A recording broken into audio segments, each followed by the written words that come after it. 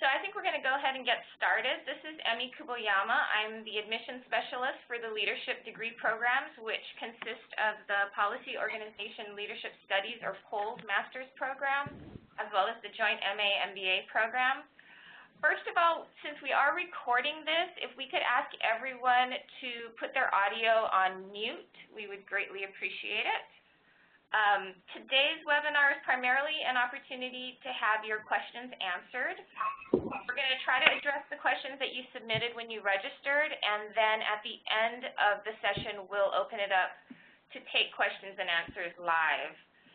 And to offer context for our discussion, I'm going to begin first with a brief overview of the POLS and the joint MA MBA program, and then following the overview, Nareda will proceed with questioning our guest. And then, again, for the remainder of the time, we'll take some questions live if you still have any. And also, if after today you have any further questions that weren't answered here or by our website, I do invite you to sign up for one of our upcoming general informational webinars where we'll get into a little more detail about each program. And as with today's webinar, you can go to our website, which is suzy-ldp.stanford.edu, to register for one of those. So the School of Education's POLS and joint MA MBA degrees sit at the cross-section of policy, organizational leadership, and teaching and learning. And both programs draw on an interdisciplinary knowledge base that emphasizes the organizational and policy context of education and the knowledge needed to lead within them. So both the POLS and the joint MA MBA program are full-time programs. The POLS program is a 3-quarter or 9-month program that consists of a cohort of about 35 individuals that come from all walks of life and a range of backgrounds and experiences. And some, but not all, have teaching experience. And upon graduating, they enter leadership roles in the public, private, and nonprofit sectors. The joint MA MBA program is a 2-year, generally a 6-quarter program, although some students opt to take an additional quarter to gain a deeper knowledge in education. And the first year is your traditional MBA core curriculum, plus a required spring quarter pro-seminar, which is an opportunity for the joint MA MBA cohort to come together and get some basic grounding in education policy, research, and organization. And then your second year for the joint program is when you really dive into your School of Education program of study. So as I indicated earlier, POLS graduates go on to a wide range of leadership positions in the public, private, and nonprofit sectors, both in K-12 as well as higher education, across the country and around the world. And for those of you joining us online, you can see a list of examples of some of the positions that our recent graduates have taken. For those of you who are not online, they include things like principal with Oakland Unified under New Leaders for New Schools, the COO for Citizen Schools of the Bay Area, as well as an associate with Bridgespan Group. And like the POLS graduates, our joint MA MBA graduates also end up in a variety of leadership positions. Some do go directly into the education sector, while others may use their background in education in a number of other ways. And again, here are a few examples, things like the COO of KIPP Bay Area, Dean of Admissions for the Stanford Graduate School, Program Director in Education, the Bill and Melinda Gates Foundation, as well as co-founder and COO of the African Leadership Academy. So after that brief introduction, I'd like to transition to the moderated section of our program, where I'll turn it over to Nareda Salinas, who's the program director for both the POLS and the joint MA MBA program. Nareda? Emi, and I am so pleased that today we have Professor Tom Ehrlich, who teaches a number of our higher education courses, here with us today, as well as Jamie from the joint MA MBA class of 2010. One of our great alums, and Aaron, who is from the POLS class of 2011, also focused, both of them focused on higher education during their time here. I'm excited to have Jamie, and thank you, Jamie, for joining us from the East Coast and going through that, because a lot of our joint MA MBA students take a route where they go into more traditional sort of post-MBA jobs after they leave Stanford, and they practice in that world for a few years and later circle back to the world of higher education. And so Jamie will give us his perspective on that. But before we get started with that, I thought it would be good for the audience to meet each of our guests. And Tom, I was hoping to start with you and was wondering if you could just briefly tell us a little bit about yourself and your career path and what you do here at Stanford. I'm delighted to do that, Narita, and I'm particularly pleased because we're talking about two programs that I think are absolutely smashing. The POLS and the Joint MA-MBA program, each is a really stellar program in a galaxy of very, very good programs throughout Stanford. By way of my own background, I was, in terms of higher education, first came to Stanford in the 60s as a law school professor. I became dean of the law school at Stanford and was there for a time, went into the government, where I had been earlier in the Kennedy and Johnson administrations. I went in this time to run something called the Legal Services Corporation, which funds civil legal help for poor people, and then was head of foreign aid for President Carter. I came back to higher education as provost of the University of Pennsylvania, switched after a period of years to be president of Indiana University, where I was for a number of years. I came back to California, started teaching in the Cal State system and promoting community service learning there, switched for the last 11 years to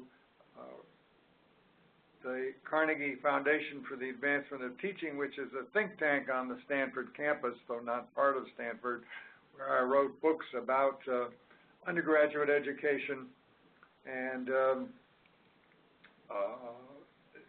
related areas. That helped me enormously when I was lucky enough to come back to Stanford as a professor here in the School of Education, which is what I'm now doing, because I'm able to teach, given the array of background of kinds of institutions that I've been involved with. I teach a course on teaching and learning for those who are going to be teachers or those who are simply going to be in some aspect of education and want to know more about teaching and learning. I also teach a course on higher education leadership and how to be an effective leader in whatever field one chooses in higher education. At the same time, I have a chance to interact with POLS students and joint MBA students, trying to help them do what they want to do, whatever that is, in the range of their backgrounds. Thank you, Tom. And before we get into questions, which I know we'll definitely have time to get into those, I'd like to, Aaron, would you please introduce yourself? You're going to make me go after Tom. Thanks, Aaron. Yeah. I know you'll eventually fill shoes. My name is Aaron, and I went to Washington Lee University, where I was an English literature major. And then after I graduated, I worked for my alma mater for 2 years as an admissions counselor, where I read far too many applications from students all around the country. And after doing that, I became really interested in, I knew I wanted to stay in education, but I wasn't sure in what capacity. And so I was looking at master's programs, and I just graduated from POLS here, like 3 months ago now. It's been a whirlwind of 12 months, and now I am the assistant director at the Family Engagement Institute, which is a part of Foothill College, which is a community college here just down the road in Palo Alto. And yeah, I'm just there now doing a number of things at what is essentially a startup. So. Great. And Jamie, would you please introduce yourself? Certainly. I attended Dartmouth College and was a physics major there, after which I was a high school physics teacher at a day school outside of Philadelphia. I then worked in Boston, Massachusetts for a firm by the name of Cambridge Associates. They advised institutions of higher education, foundations, and similar entities on how to manage their endowed assets. I spent a short stint working for Boston University doing similar work before coming to the combined MA and MBA program in 2008. Graduated in 2010. sad to no longer be there, as it has been a wonderful place to study. It is a wonderful program, and pleased to talk about it more. I presently work with General Electric, much like an institution of higher education, a large, complex organization, but a very great place to work, and I presently reside in a part of the business that looks at energy and financing projects in the energy industry, and I'm eyeing a return to higher education later that I'll talk about more shortly. Great. One thing I'd like to note before I start off with a few questions is just Jamie, people often ask me, do you have to major in something in particular to get into the POLS program or the joint MA MBA program? And I noticed that you were Aaron, a literature major. I mean, a hopeless romantic, but we also call those English majors. We have an English major, we have a physics major, and everything that comes in between that. And we'll delve a little more into that, but just listen to your intros, that definitely sort of stood out for me. So, Tom, I'd like for you to maybe kind of take a step back and really tell us, in your experience, what makes Stanford such a unique place to study education, and higher education in particular? I don't know another place in the country where there is such a collectivity of really remarkable talent focused on issues of education in the broadest sense. Education not just isolated from society, but education part of society, integrated with society, contributing to society, and being involved in how society changes. We have a stunning array of faculty, and one of the things I like and admire is that these faculty colleagues really care deeply about their students, about being sure that they find what it is they want to do, recognizing that they probably will do a lot of different things over the course of their lives. I've had more than a dozen different jobs in my life. There's every reason to suspect that most of our graduates will have a number of different jobs. So the Stanford education is designed to prepare you for that first job, of course, but also for the second, the fifth, the ninth, the 12th, or the 15th, and to do so in a way that you can learn from, yes, the faculty, but also from the students who come from the kind of background that you heard from Jamie and from Aaron, and that's multiplied many times. And so, and it's also an experience that I can say firsthand is a lot of fun. It's a really interesting learning experience. Great. And given that you teach two of our more popular higher education courses, Tom, I was wondering if you can describe those classes and also talk about the composition of the students that typically enroll. What do we expect in your classes in terms of the students who are there and in terms of the material that you cover?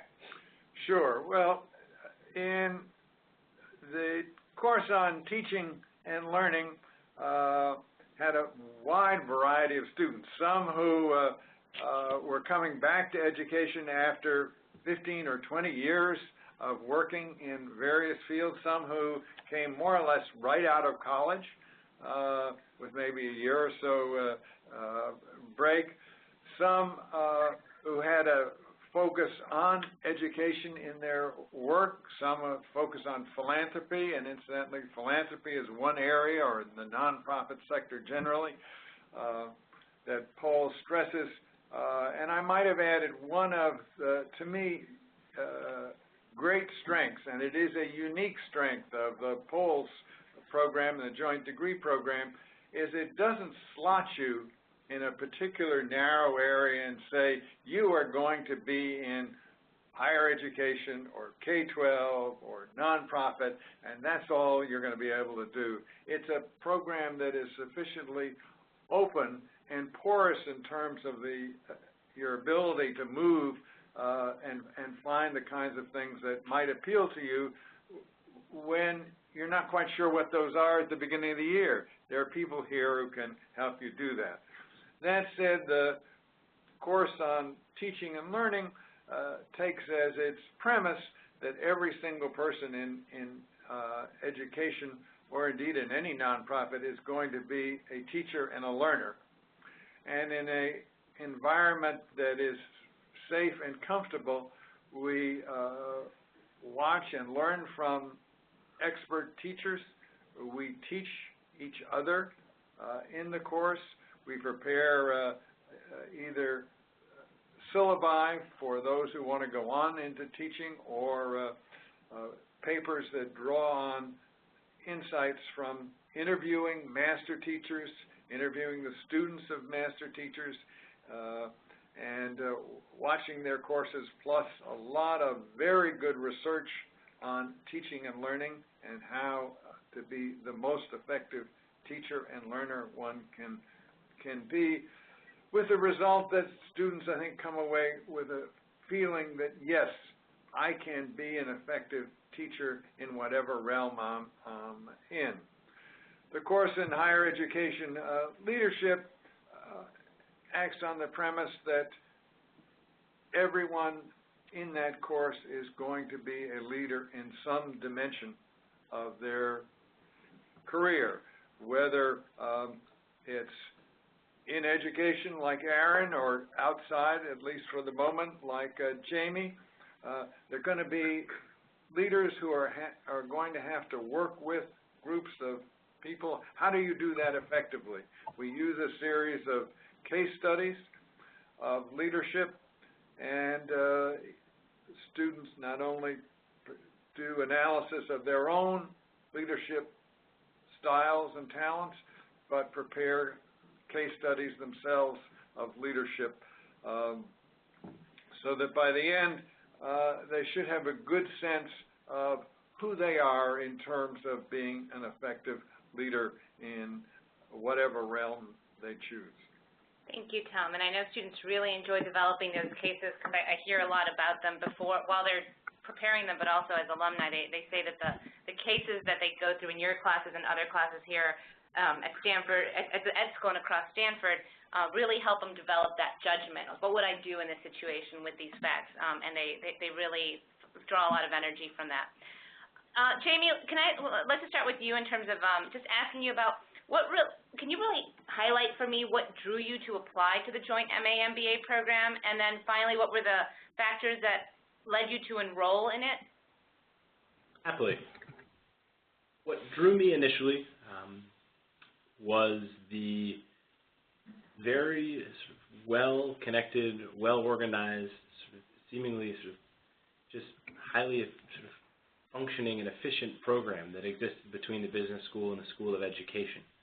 There is a growth out there in higher education in the number of combined learning degree programs, and I think that's a good thing to address some of the major complex challenges that are out there. But Stanford's program has been around for some time, and it's very well regarded, and it hybridized those two fields of study that were very interesting to me in a way, when combined with the rest of the campus and the experience of being in the area, was just very compelling. So that is both what interested me and compelled me to accept it, the opportunity to attend the school. Once you were here, Jamie, what were you most surprised by? You knew what to expect to a certain level, but then, were there any ahas while you were on campus during those first couple of months?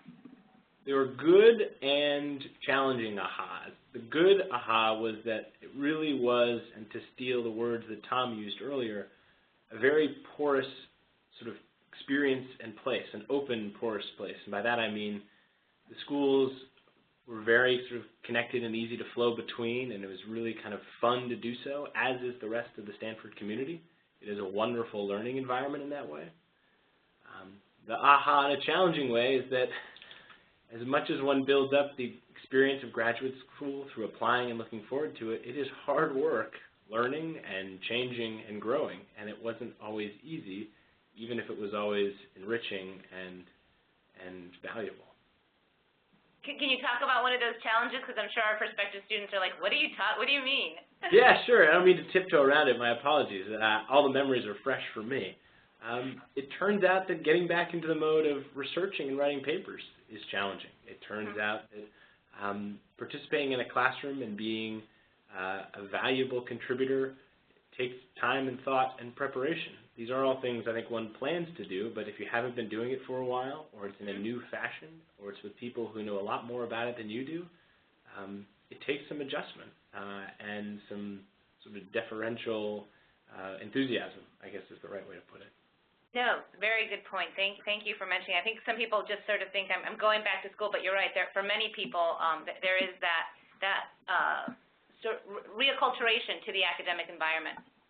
All of it very worth it. Just got to prepare for it. Right, right. Erin, would you let us know, like, what drew you to the POLS program, and then what, if anything, different, sort of when you were deciding amongst your options, made you enroll? Yeah, I wish I had a more thoughtful and deliberate response like Jamie did, but I did what I basically told every student not to do as an admissions counselor when I was looking at programs. I basically went on U.S. News and World Report and looked at like the top 50 education programs, and then I looked for the smallest programs I could find. I went to a small liberal arts college, and so one of my biggest priorities was to have faculty that were going to be able to spend a lot of time with me and that I felt were going to be accessible. And so I basically found 2 programs that were in areas that I liked and had very tiny programs where I thought the faculty would be accessible to the students, and Stanford happened to be one of them. So that was one of the things that drew me to apply. And then once I came here for Admitted Students Day, there was just a lot of things that I didn't realize. I think one for me that was simple was just geography. I'm originally from California, and so it was great to come back, and any of you that visit the Stanford campus will quickly realize how fortunate you are to just be here for a year, if not more. One of the things was that it's a year program, or really 9 months for POLS. I think that's something a lot of my cohort members really appreciated, that we weren't going to be out of the workforce for an extended period of time, and that we're going to be able to get back into it very quickly.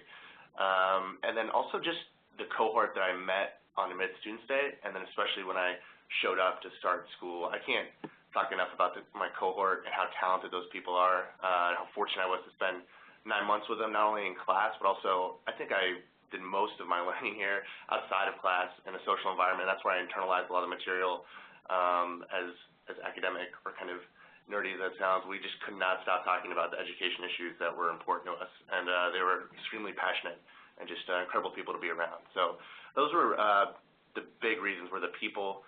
Obviously, the faculty, when I did come, I think I had lunch with Tom when I came, and some other professors, and they did seem wonderful, and for being world-renowned, they were always had open doors and seemed willing to always talk with the students. So those were the main reasons, I think. Great. And Erin, during your initial, a year ago, 12 months ago, you hadn't started yet, but during that first quarter, what were your biggest surprises about POLS, about SUSE, which many of you may have heard us say, is the beloved acronym we use for the Stanford School of Education, and about Stanford in general? So what were your 2 or 3 biggest ahas? 2 or 3? The first one I think would just be being a native San Diegan, just how laid back Stanford is, and there's some great things about it, and then there's some things that are a little more challenging. I know when school first started, we were all, when we first met during, was it orientation week, Narita? All of us were like, what's going on with our classes? How are we registering with all these? And Narita just had to constantly reassure us, like, it will be okay. Some classes just aren't up yet, and that's just the way it works here at Stanford. And it's also great just because people just aren't stressed out here, which is kind of incredible, I think, for such a high-profile, prestigious university like Stanford. People really are relaxed here, and they aren't constantly stressing over the work. And then the other thing was just how vibrant the community was. I think a lot of my classmates had this idea or concept, okay, I'm going to go to this program for 9 months, I'm going to dive really deep for 9 months, and then I'll get back into the workforce. I'm just, I probably won't be very attached to the place or the people. And I think within the first 2 weeks, we all realized that that wasn't the case. And like I alluded to earlier, we were always with each other on the weekend or weeknights, studying with each other, or whether it was just, grabbing a beer at Ray's or coffee in the morning, constantly going over the issues that we were talking about in class. And not only that, just even outside the School of Ed, I made friends at the Graduate School of Business or with the PhD students in other schools, and going to the football games or just going for a hike in Santa Cruz, just how close everybody really was. And that's something that I think is evident today now that I've graduated. I know several of my classmates that weren't planning on staying in the Bay Area that actually decided to, just because of how close we all got during that year. So I think just how tight the community became in that very short time period. Yeah, thank you, Erin. Tom, on the theme of surprises, what's been your biggest surprise in teaching the POLS and joint MA MBA students? Any kind of themes or moments that stand out in your mind? Well, it was no surprise that the Pole students are very smart, and the MBA and joint degree program students are very smart, and they're committed. The thing that I hadn't necessarily expected before was how much they bonded with each other, and that's in significant part due to you, Nareda, and to you, Emmy, and to the ways in which you organized it. Constantly, they helped each other. I've been in academic environments where students rip pages out of books in the library because other students might get to see those. That is exactly 180 degrees away from the way Poles operates. Pole students help each other, support each other, care about each other, and work with each other in a way that is important not just for the particular learning experience, but also because that's the way employers want their employees in whatever environment they're in to work. Too often, however, in the academic world, and I've been grazing there for a long time, you're an individual entrepreneur, doing your own thing, your own way, and if not to hell with everybody else, at least you don't pay attention to everybody else. Quite the contrary in this program. It's really designed for collaboration.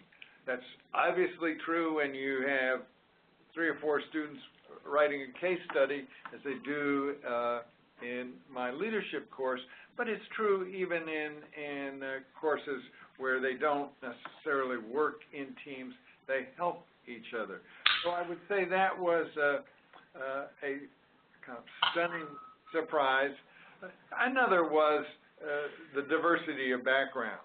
I hadn't expected as many different kinds of arrangements. There is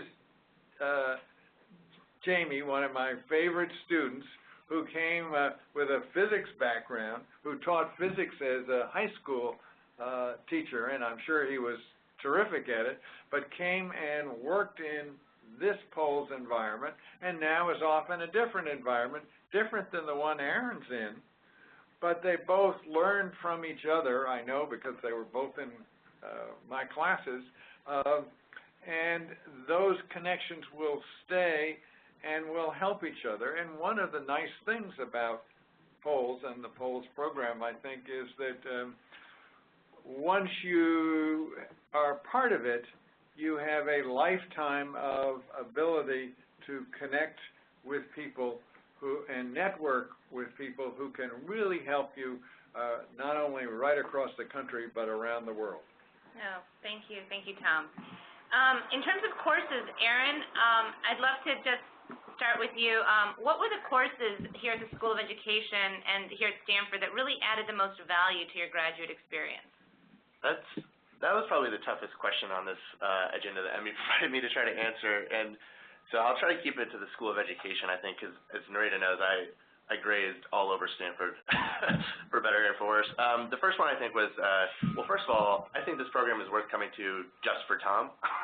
I think it's worthwhile just for that reason. But Tom's leadership class, and I think especially taking Tom's leadership class in higher education combined with, just before that taking a class at the Graduate School of Business at the GSB with Professor David Bradford. And I feel like from both those classes, that provided me a great foundation on both like interpersonal dynamics, but also what you should be looking for in an organization using different lenses. And so just that leadership component, I think especially I'm a relatively young Poles person, so to get those classes at my age, I think is going to be very fruitful going forward. I also think Leah Gordon's class on the history of higher education, and I would think similarly David Lavery's class for the K-12 students. Well, at first, it's a required course, and I don't know if all of us that was the highest priority for us, but afterwards we realized how important it was to understand the foundation of where we are now, where the United States higher education system originated. I think it was also eye-opening to realize many people, I think, come into Poles and think, oh yeah, I can fix this, and then you realize that there have been brilliant people over the past 150 years that have tried to, or at least work in the education system, and you realize what they've tried and what has worked and what hasn't worked, so that was really great.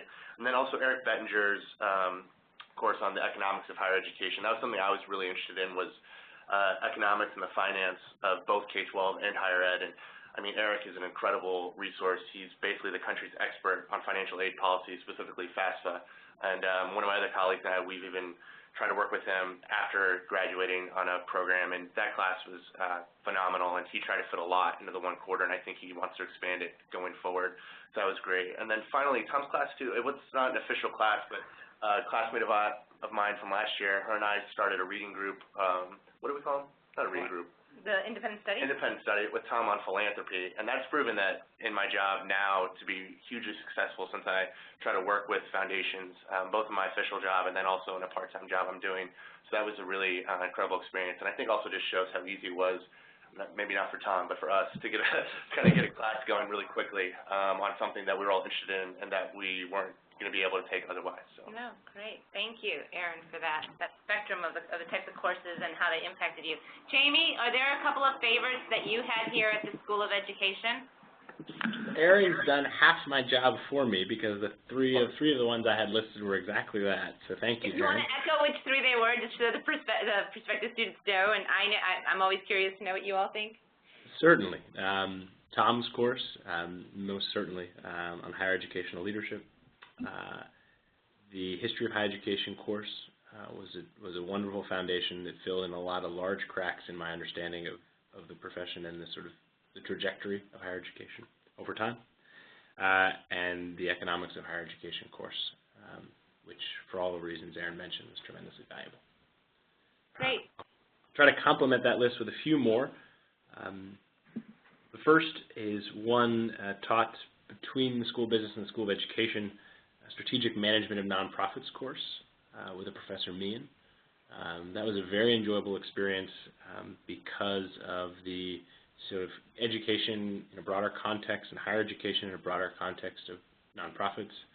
And it was a dynamic classroom, well attended by both School of Education, School of Business, and some of the other programs across the school, across the university. It was just a very sort of productive classroom environment because of the way it was structured and the content we discussed. Gay Hoagland taught a seminar that touched on all manners of educational issues and had a lot of just very engaged conversations with sort of some of the most sort of fun and passionate members of the Pols and MBA, MA community, which was just a total blast. That had both classroom content-based learning as well as experiential-based learning outside the classroom. And the last I'll mention was a course that focused on charter schools, taught within the School of Education, but felt very much at the cross-section of high school education and K through 12 leading up to before higher education, and as well as sort of the entrepreneurialism that is alive and well in the Silicon Valley area in which Stanford resides, and was responsible for bringing about charter schools, sort of our new frontier in terms of meeting the needs of those in the broader educational domestic world, and it was just a fascinating course. So those within the higher education focus, outside of the higher education focus, and across the different schools, all very positive experiences. Thank you, Jamie. And I was wondering, Jamie, since I have, if we can build on that, could you talk about, I know Aaron already mentioned sort of his experience with his cohort, but could you give a little insight to what the experience is as a joint MA MBA student with the joint MA MBA cohort, and what that feels like, or whoever you sort of felt became your cohort, and how that experience, I think it's different for joint MA MBA students than it is for the Pol students? Sure. Looking back, my only wish is that cloning technology was more developed, such that I could have a fully immersed experience with cohorts in the School of Education Pol cohort, which, to Aaron's comments, is such a fun, cohesive group of people that I wish I could have spent far more time than I was able to. The same could be said for the business school community, and as a combined degree student, you spend the majority of your first year on that side of campus and then begin to take courses at the School of Education starting in your first year, but more so in your second year and beyond if you choose to do so. And that, too, is a wonderful community. And then overlapping those two groups was a community of approximately, I'd say, 10 to 15 individuals who were in the combined degree program in my year. And we were a fun group who enjoyed each other's company very much. And whether it was the simple conversations around figuring out what classes we were taking, or the more complex, higher-order conversations about issues of policy, of the specialties we were interested in, I think back upon that group and the myriad of backgrounds that they brought to the experience and the different things they're going off to do, whether it's starting an educational software company or starting a charter school or working at a large business consultancy on educational issues. And they're just a very engaged, passionate, interesting group of people who I know I can reach out to at any time to either just discuss or to do something more productive. Thank you, Jamie. Erin, one of the components that's popular in the POLS program, I'd say probably about 40 to 50% of the POLS students end up participating in an internship, is that internship component. Did you participate in an internship? Can you talk a little bit about that and maybe weave in some of the stories from any peers of yours, particularly those focused more on the higher ed side, who participated in internship opportunities? Yeah, I did participate in internships while I was here. That was really important for me. I mentioned it earlier, but I'm a little bit on the younger end of the spectrum for POLS students, and so I wanted to get more real-world experience, especially since I had only been employed at one place beforehand. So in the fall quarter, I worked for a nonprofit here based in Palo Alto called Questbridge, which helps high-achieving, low-income students partner with some of the best schools in the country like Stanford or Harvard or Yale, and helps those students basically just spread information about those other really elite, prestigious universities in the country. And then in the winter and spring quarters, I had a great opportunity to work with WestEd, which is a huge research firm here on the West Coast. And both those experiences were really important to me. They both rounded out areas that I think I needed more experience in, especially WestEd. I obviously had not done any research beforehand in an admissions counselor capacity, and so it was important for me to try to, I think I knew whatever job I was going to go into, I was going to need some kind of evaluation assessment piece, and so working at WestEd really helped me with an incredible Susie alum, Tracy Hubner, and so I worked on a Gates grant there on community colleges, which ended up being very important to me in my career search since I decided I wanted to work in the community college sector. Otherwise, I know a lot of my higher ed cohort fellow students, they worked here on campus in the Student Affairs office. I think there were at least 3 of them that did that. And I know one, for example, Rachel, she worked on Stanford's alcohol policies. I know Britt, I know beforehand she had worked with some of the Greek organization sororities on campus. And then her and Diana did some other programming for the Student Affairs. So there was a wide variety of internships that happened. I also know other of my cohort members, they did research-type internships, and some did some other really interesting ones in the area. But I was thoroughly happy with my experience, and it accomplished exactly what I wanted, which was to get a broader experience here. And then also, surprisingly, it helped me with my job search at the end of the year, which I actually was not thinking about when I did it, but it ended up being a huge strength for that reason. Jamie, do you want to say anything about your internship or the internships of your peers? I know for the joint MA MBA students, it tends to be much, because you have the 2-year program, it's something that the students focus on more during the summer, and some of you tend to go into education or tend to go, away from education, especially for those who've had education background. But anything you want to say about the internship component for the joint MA MBA students in that experience? Certainly. You highlighted exactly that most folks focus on the summer between the 2 years for their internship. And the comment I'll share, and happy to elaborate more in the question period, is that folks in the combined degree program have the breadth of both the school's career service offices at their disposal to try to find an experience and a productive way in which to spend their summer that helps them further their interests and goals following graduation. I felt very much as if both the School of Education and the School of Business was available to me from a standpoint of just database and resources of opportunities to seek out known needs as well as alumni and contacts who would be willing to talk about interests and look for jobs in a different way. And there are some, albeit maybe limited opportunities throughout the school year that made sense as well, depending on which school you're in and what your schedule looked like. So I can certainly speak to the experiences of others, but maybe we'll hold off if maybe Erin wants to complement the thoughts already shared. Great. Jamie, while we're talking about the 2 schools, you mentioned that you thought the value of an MA and an MA in Education and MBA would be that combined value you could see being very valuable and attracted you initially to the joint program. Now that you're on the other side of having had that experience, what was it that really that you really gained from having both of those perspectives together, sort of at the other end of the, of the experience, looking back versus looking forward? Well, let's see. There are a couple ways in which I'll attempt to answer it, because I think about it in a few different ways.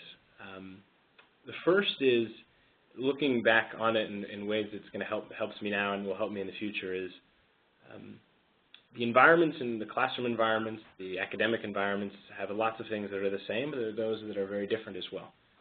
And so the experience that I took from it is sort of a behavioral, falls in sort of the organizational learning, organizational behavior component of the three circles you had in the first slide of the presentation that also had policy and teaching and learning.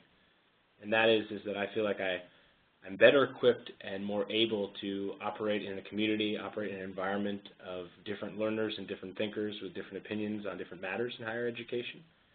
I'm better versed in the history of those sort of opinions and matters and the complex nature of how they butt up against each other or complement one another.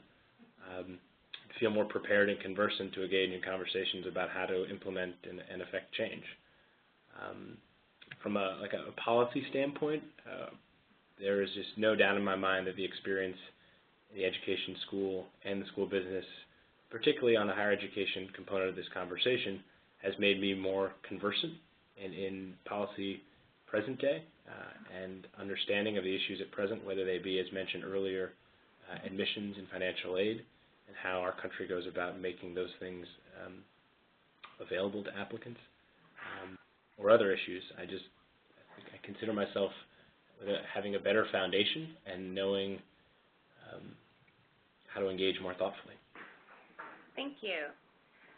So much of what you learned came through, obviously, your courses and those relationships with faculty. Tom, I'd like your perspective on how do you perceive your own relationship with with the advisees that you have and the students that you have that come to you during office hours, and how would you describe those faculty-student relationships in terms of your own experience, but also that of that which you see with your other faculty and their mentorship of students? Well, what I've said to Aaron the first time I met him is that he had now signed on for a lifetime of help, credit, in any way I could, not just for the polls year, but on into the future. Best deal I ever made, Tom. And I meant that, and I think faculty generally do just that, and it's a way for me to stay connected to the students I've worked with, and there is no pleasure stronger for a teacher than watching her or his students succeed, as Jamie and Aaron are doing, in doing interesting things. I stress when we begin to get as wide an angle of vision as you possibly can about what it is you might be doing. There's a temptation inevitably to say, I'm going to do X when I leave this program. I'm going to be in student affairs, I'm going to be in missions or whatever, and then to kind of narrow one's focus. And one of the things that I and I think others in the faculty can do is help you think more broadly, open up possibilities. Obviously, the internships are one. Stanford is one of the greatest universities in the world, no question. But most of those in education, higher education, are in what could be called broad access institutions, community colleges, four-year institutions like the Cal State system, and they desperately need, that's the main street of American higher education, and it's important to think, how can I contribute significantly to helping in those environments? Aaron's a wonderful example because he's doing just that.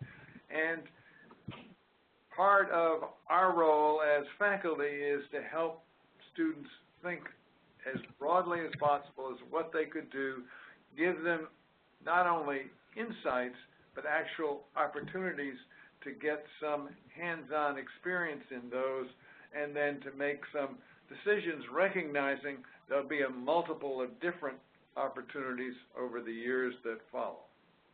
Thank you, Tom. And I've tried to do my best to weave in questions that I've heard asked over the last 4 years that prospective students have into this webinar, and also the ones that Emmy received earlier today. And so at this point, though, if there's any questions that have arisen through the conversations that you've heard or that went unanswered, just because we possibly, didn't articulate the answers as well as we could have. If anybody who's actively participating has a question, I'd like to invite you to put your phone off of mute and then ask your question, please.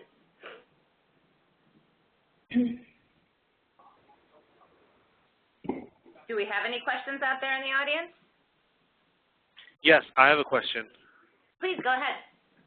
I'm wondering if there are any strengths you can speak to that make people either A, better at, or B, enjoy more working in higher ed versus, say, K through 12. If someone's trying to figure out where they'd like to go. Well, one of the best parts of this program, I think, is that you don't have to make that decision right away. At other comparable programs that I know, you really do sign on for K-12 or you sign on for higher education, and that's where you are. And if 2 months into it you say, my goodness, I wish I were doing higher ed or K-12, it's too late. In the Pulse program, that's not true. I've spent, as I indicated, much of my life when I haven't been in government in higher education, and I see terrific need for well-qualified women and men to be involved there. But I also know the same is true for K-12, and there isn't any magic formula that says that because you have this combination of genes, you're going to go one way or another. I think you have to, you can come, look around, say what seems to be most comfortable, and also recognize that you can move from one to the other. I think our 4 parents made a terrible error when they bifurcated K-12 and higher education. It was done a long, long time ago, and it's not something that we're going to correct. But what we can do is say that it isn't a hard and fast place, but rather there are opportunities to do both.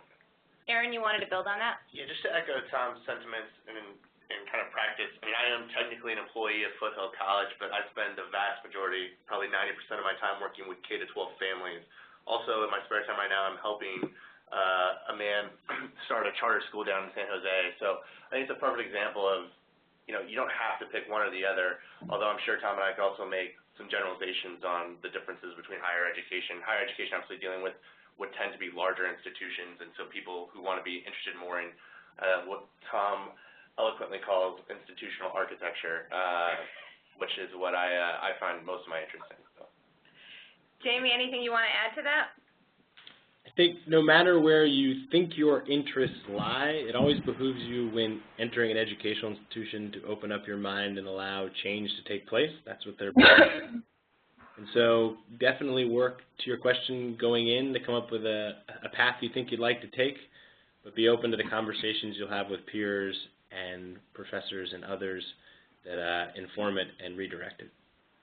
And the one thing I say is something that excites me so much about the POLS and Joint Ma Mba program is that they cover the spectrum of pre-K-12 through higher ed. And I know sometimes when students are in, like 210X, which is the internship workshop that I facilitate, and they're like, wait, why do we have to have people who are doing internships in pre-K-12 along with people who are doing internships in higher ed? And how is this speaker relevant to me? And I think part of what we try to do in the POLS program and in the joint MA MBA program as well is to really show students that spectrum and how the pre-K-12 issues are absolutely relevant to people interested in higher ed and vice versa.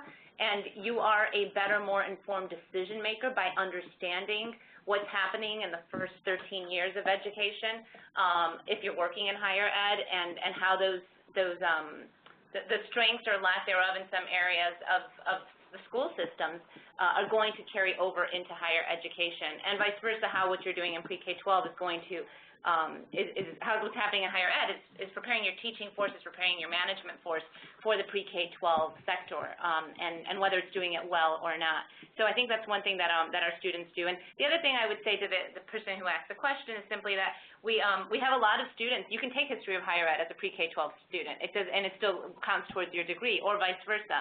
And we don't make our students, just to echo what Tom said, we don't make them choose right away. You can keep your options open for at least a quarter. It's a heavy load, fall quarter if you decide to do that, but you can keep your options open, and you know, life is not black and white, and we definitely don't see pre-K-12 as one side and higher ed on the other side of a wide valley.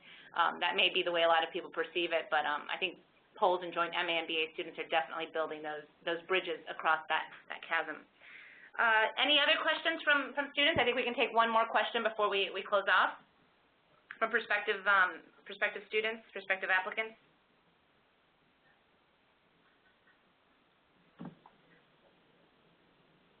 If no one has another question, I'd actually like to know something else. Please, Jamie, go ahead. This is Kubina, sorry. Oh, sorry. And I'm wondering, particularly because of my situation, I'm working with a nonprofit, and wondering, are there like summer grants or anything else for people who want to work in areas that the place might not be able to afford them? Is this for the POLS program or the joint MA MBA program that you're thinking? For me, probably for the joint MBA program, so particularly like the summer before. The summer before is probably, you're technically not a student the summer before your program. It starts in September. Both programs begin in September. But in the when you are a joint MA MBA student, you have, as Jamie mentioned, the privilege of having the resources of the School of Education and of the Graduate School of Business. And so at the Graduate School of Business, they have the PMP, the Public Management Program. And one of the resources that they offer are the Smith Funds, which I can't remember. Stanford is a place of acronyms, and I can't remember what Smith stands for right now. But what it does, it's Stanford Management Internship Fund, I think, or Summer Management Internship Fund.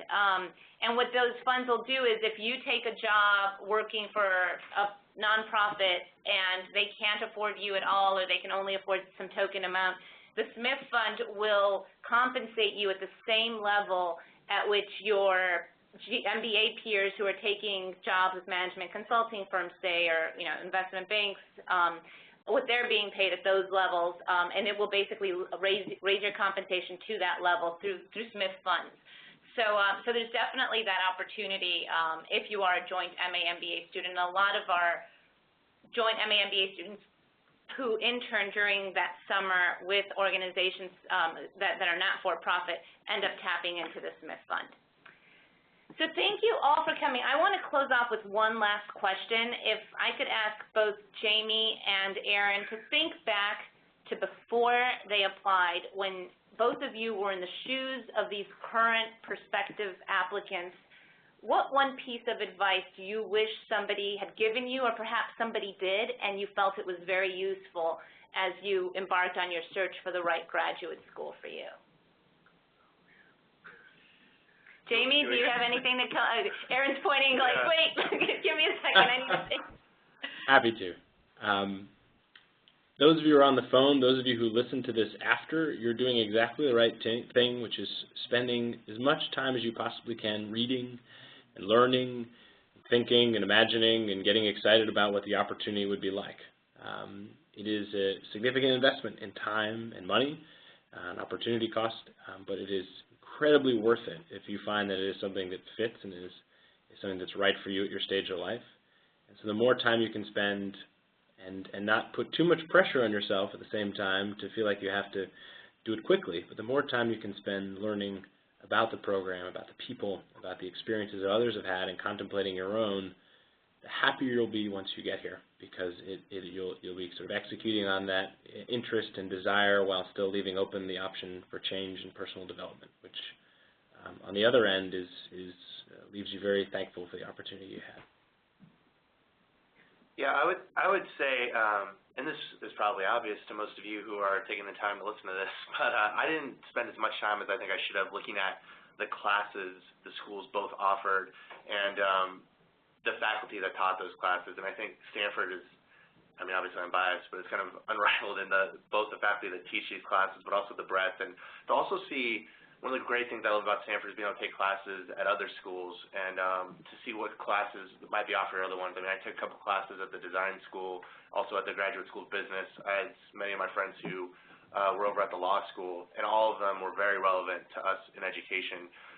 So that would be one thing. And then also just to try to, just what Jamie said, try to gain an understanding of what just life is like. And this is kind of a shameless self-promotion plug, but I mean, my friend and I started the polls class last year. We try to capture kind of like a year-long audio journal of what it was like for us. And so you can listen to that, and maybe that will help you gain an understanding of what we went through throughout the year. But yeah, that's pretty much it, I think. No, thank you both. And I always one thing that I'll underscore that you mentioned, Erin, is the importance of not every school is the same in terms of how accessible all of the schools within that university are. I think that's something very unique to Stanford, and so if that's something that as you were listening to this webinar you thought really resonated with you, make sure you ask those questions. You know, it's great if I'm accepted to your school, but how much of the rest of the university do I have access to, and being clear about that. I want to thank everybody who participated today. Professor Tom Ehrlich, I know your time is so valuable, so thank you for making the time to be with us here. Erin, you're starting off on a new job, and Jamie, it's the middle of the day over there on the East Coast for you, and I know you're you live a very busy lifestyle, so thank you so much for making the time, and all of the prospective students who have taken an hour of their time to join us today to learn more about our programs. Thank you so much, Emmy, for putting all of this together. Thank you, everybody, and on that note, we will be posting this on our website in case you missed part of it or want to listen to it again in the next week or two. Thank you so much. Have a great day.